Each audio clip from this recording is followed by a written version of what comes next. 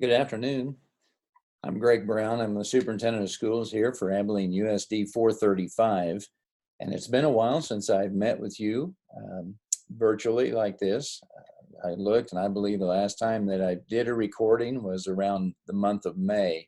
Um, I hope you all have had a great summer and are very much looking forward to the start of a new school year.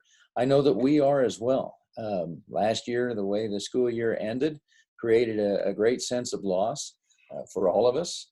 But I want to compliment you as families on the work that you did to make sure that the young people here in our school system finished strong. It was really a very remarkable effort on the part of our families, and it just really made us all very proud of the community that we're in. We have started planning for the start of our new school year, and by golly, we just get thrown curves all the time, but we want to visit with you a little bit about what we do know and just be honest with you as well about some of the things that we do not know. We are committed to providing a world-class education, and we're also committed to managing the negativity that is created by COVID-19. So our focus this year for our teaching staff, for our administrators, for all of us that are involved with teaching your children will be to focus on providing them a solid education. And it always has been, and that always will be the mission for our district here in Abilene. Although a number of us have been visiting informally about what this school year could look like, we really rolled up our sleeves beginning yesterday, met with the administrative team, our district directors, operational directors, and our counselors, and started to put together some plans to best meet the needs of our young people starting here this fall. We used the survey results that many of you completed both as parents and as staff members this past week. There were over 700 parent surveys completed. And I would like to show you just a little bit about those surveys. I'm going to share a screen here. Hopefully this works very well.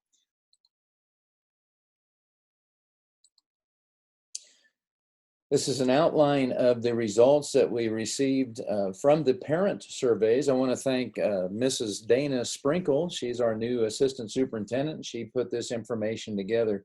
And it's good to see that as parents, by and large, you're very ready to have kids come back to school. 430 of you favored a traditional in-person model. 187 parents favored a blended or hybrid model. And it's just great to see that truly over 80% of our folks are very much ready to get some kind of interaction going on in a much more personable way than we finished the school year last year.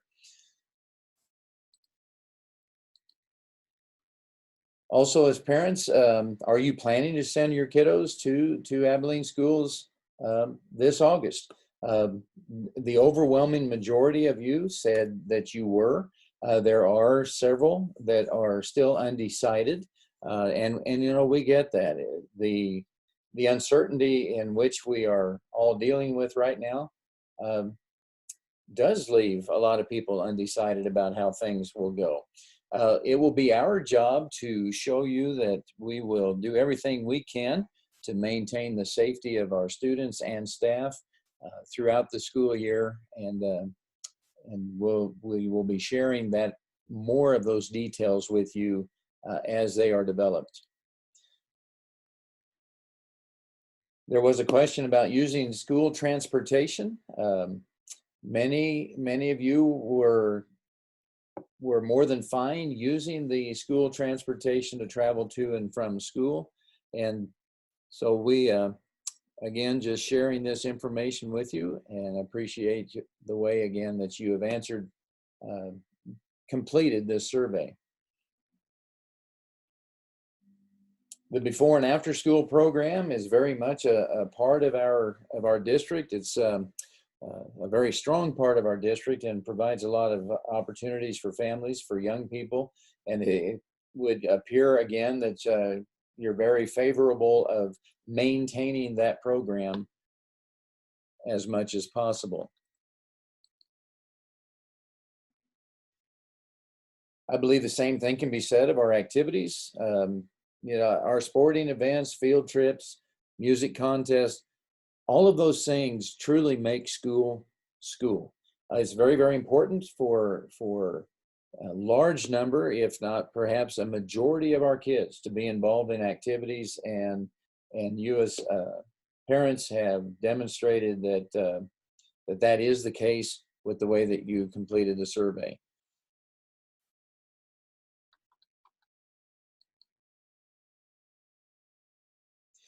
The mask consideration is an issue among a lot of people. The overwhelming majority of our parents are fine using the mask if it means that we're able to get back to school. And I do believe that's probably the way that things will play out this fall, with 238 of you and 290 of you together either strongly agreeing or agreeing that the mask could help us take care of some business here and get started taking care of business. I think that's a really important piece of information to know. It's been interesting this year. This summer, we've had several opportunities for young people to participate in summer school and in our conditioning programs. And that possibility has existed because these kids have been willing to wear masks to make it happen. And at least here at the start of the school year, I believe that's the way it's going to have to be. And we'll get around that. I will say that kids, by and large, are much more resilient than adults. And it was neat for me yesterday to kind of connect with several kids in different settings. And I had my mask on, they had theirs on. We visited a little bit. I had our therapy dog Maisie with me, and the masks were not an issue in interacting with those kids, and in their interacting with me. So it was great to see that going on.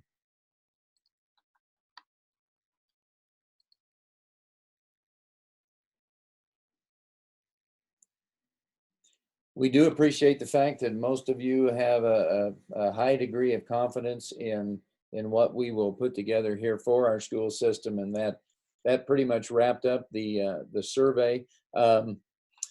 There were questions in between them. I don't want to brush those off at this point. You know that there were places for you to provide some narrative in with each of these concepts, and we did take those and put those in front of the team yesterday, look through those to try to gain a real feel for how it is that we're going to best meet the needs of our public when school starts this fall. And again, I do want to express my appreciation to you for completing those surveys. Our staff did the same kind of thing.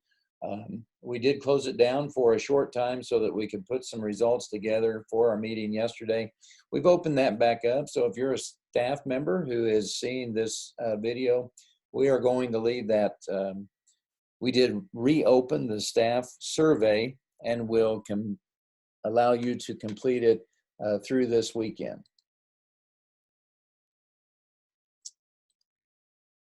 Okay. Get back to my notes here a little bit and cover some bases.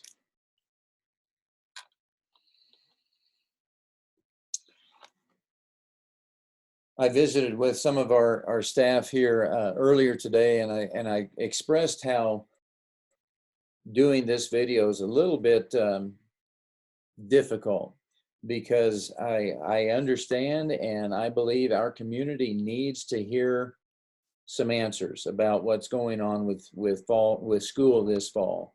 What do we know? We know that we're going to have school. We are going to start our enrollment process online I believe as early as next week. We're fine tuning a little bit of the description that you should see there. There's going to be 3 choices for enrolling your student in school. And it's not terribly dissimilar to the survey that we just looked at, but it again will allow us to prepare well for the start of a school year. When you enroll, you will have 3 buttons to check. One of the buttons is face-to-face instruction with masks and social distancing.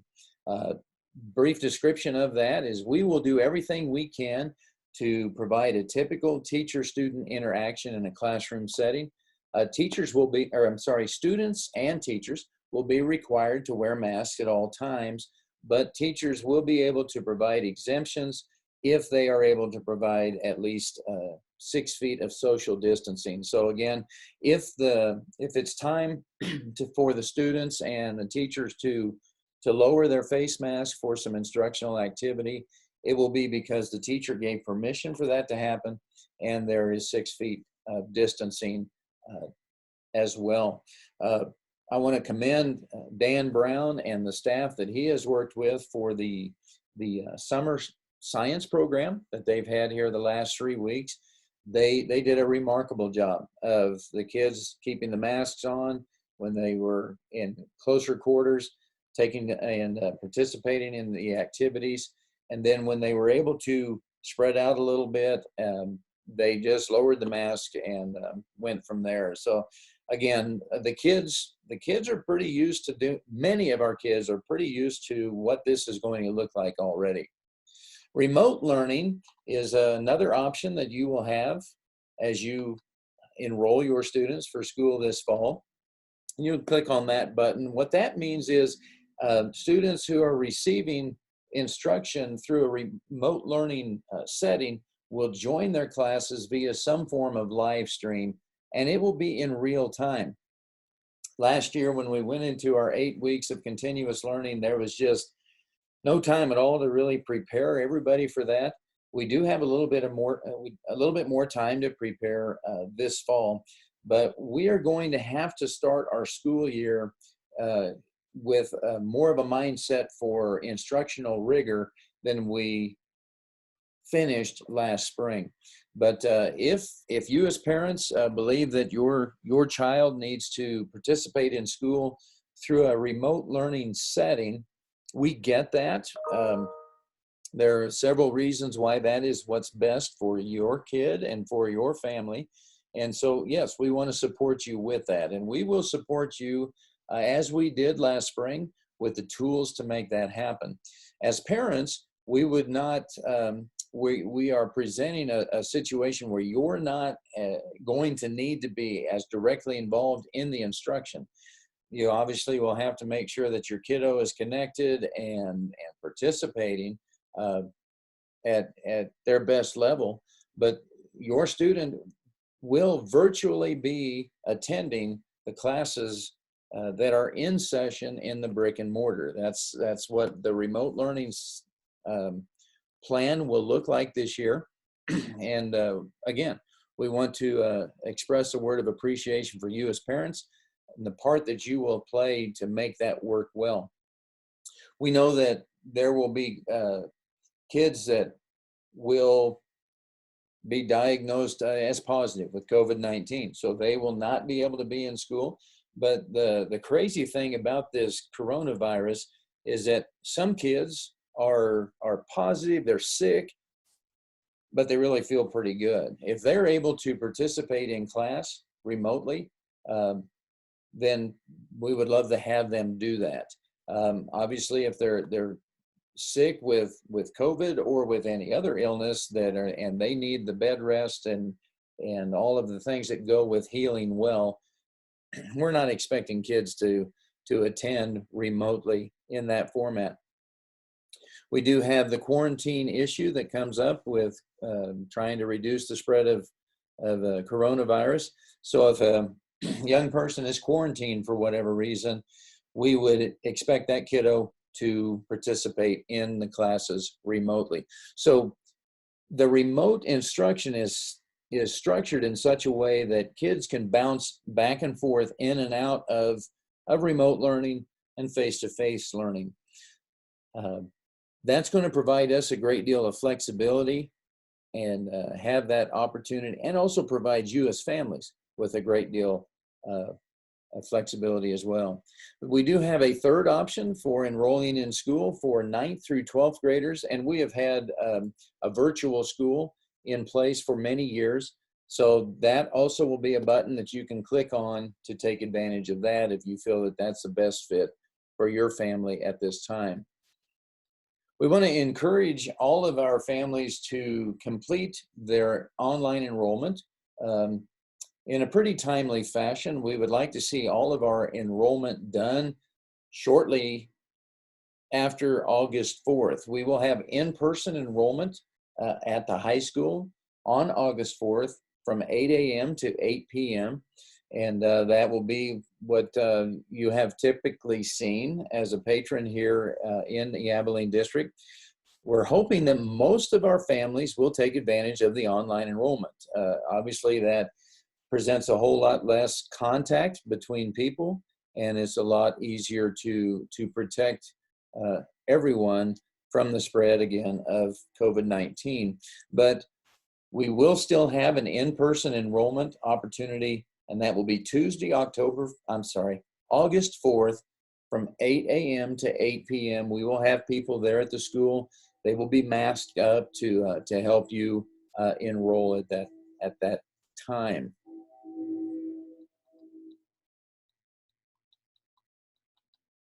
Again, I want to reemphasize that during the past 6 weeks of summer, our students that we've had interaction with have been true rock stars. The summer conditioning participants, they've been wearing masks to make sure that we can continue to have those conditioning programs. It was interesting last night as a dad for one of the high school football players.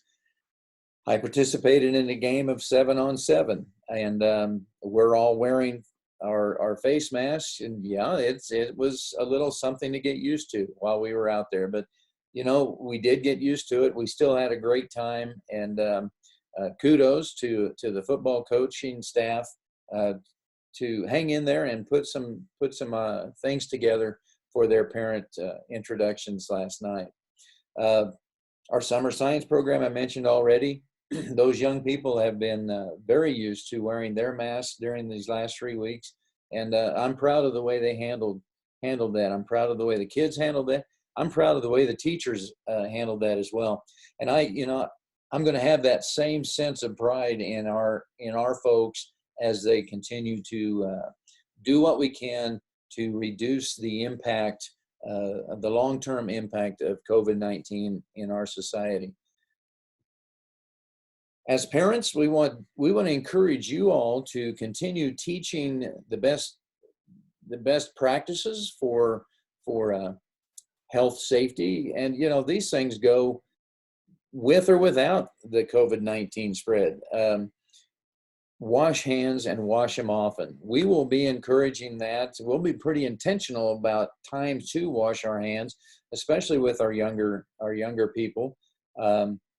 Prior to going to whatever their lunch setting will look like, wash up, get good and clean with their hands before those hands start moving toward the young people's faces. Use hand sanitizers quite a bit there at the house.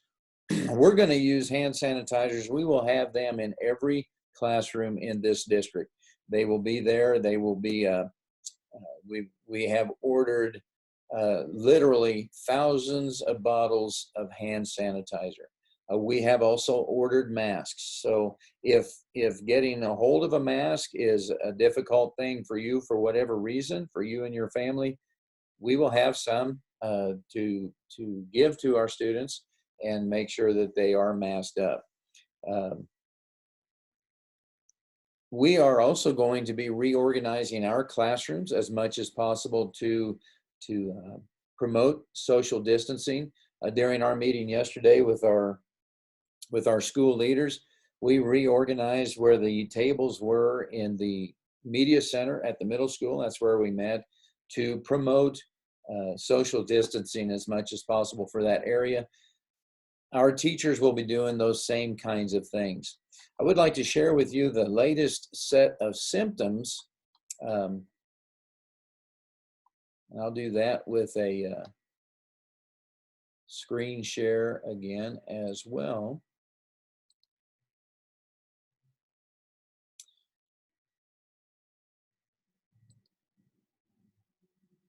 Let's see if I can get this done.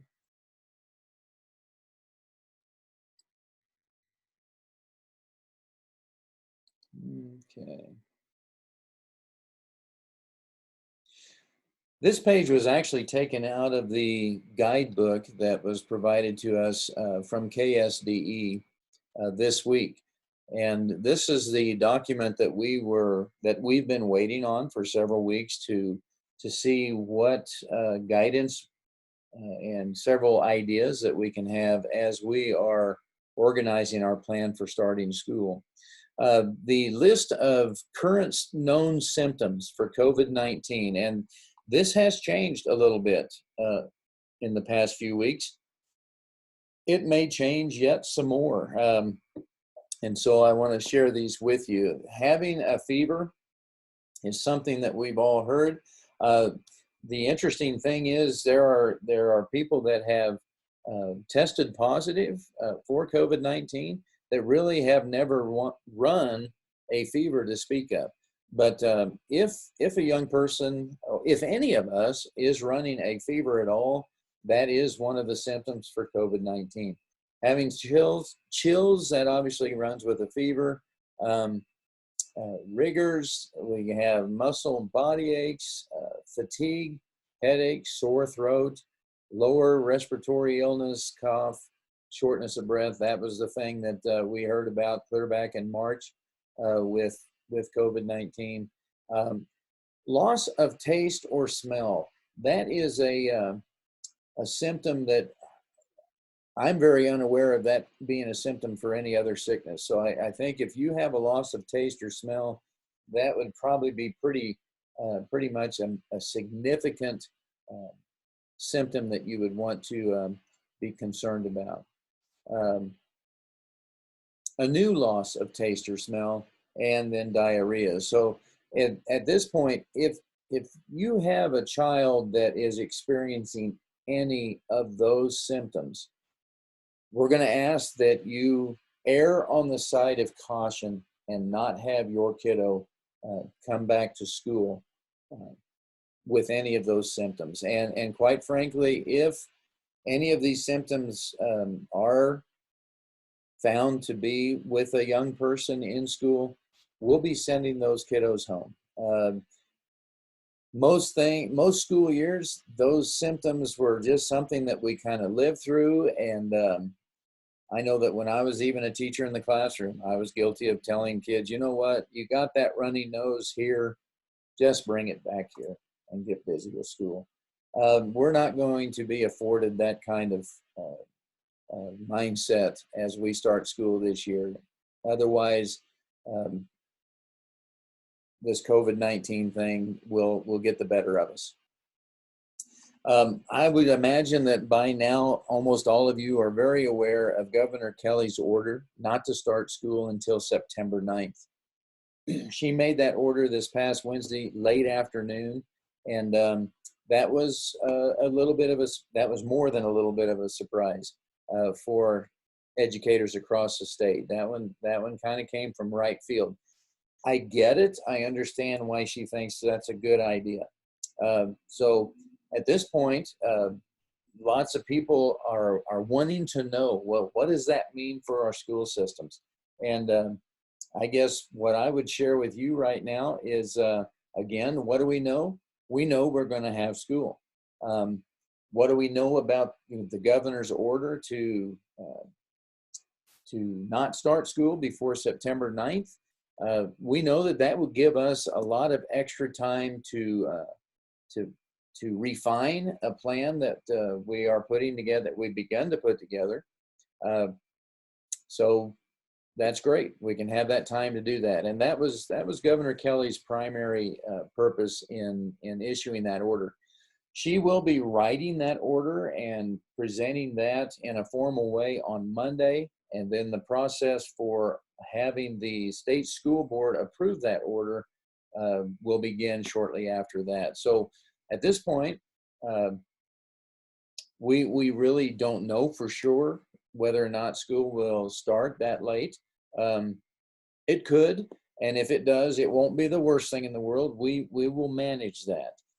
But things that we don't know at all right now, because the order has not been made official, but things that we do not know right now, and quite frankly have not had the time to deal with, is what does that mean for our summer food service extension? Is that a possibility? It certainly is a possibility. We will be exploring what we would or would not feel good about doing with our summer food um, program. I do know that Neighbors to Neighbors is gearing up for additional summer food service for families because our summer food service program ends next week. And so, yes, Neighbor to Neighbor, they were already planning to kind of pick up some slack on that. We'll see what it means for our school system as we know more next week. One of the other things that we don't know yet, but we will be working on very deliberately if we do not start school until September 9th, is how will we hopefully put our classified employees to work so that they don't lose a month of pay. This is a really significant issue. We have tremendous people that work for us, our classified employees who are essentially 9-month, and so they're not working in their typical fashion throughout the summer, and they need to go back to work when school starts. So we will be looking at alternative ways to use our classified employees to go ahead and put them to work in August, doing something that obviously would not probably be their typical job, but there's always things that can get done here in the school system. So we'll be looking at that. We just don't know exactly what that will look like at this point. What might we be able to do with our summer school and our sports conditioning programs?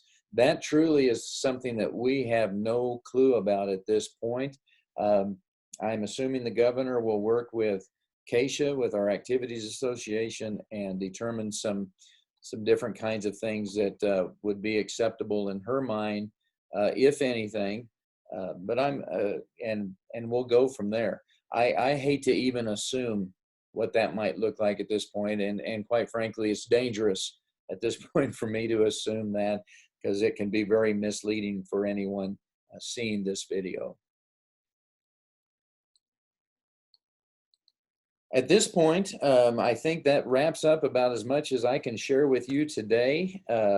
I'm sure that I've missed something somewhere along the line that I could have answered with some clarity, and I just did not get that listed in my notes for you appropriately. If you have questions or concerns, please don't hesitate to contact us. You can contact me at the district office, or you can contact any of your building administrators. Many of you have some great relationships with them, and yeah, they're ready to field questions as well.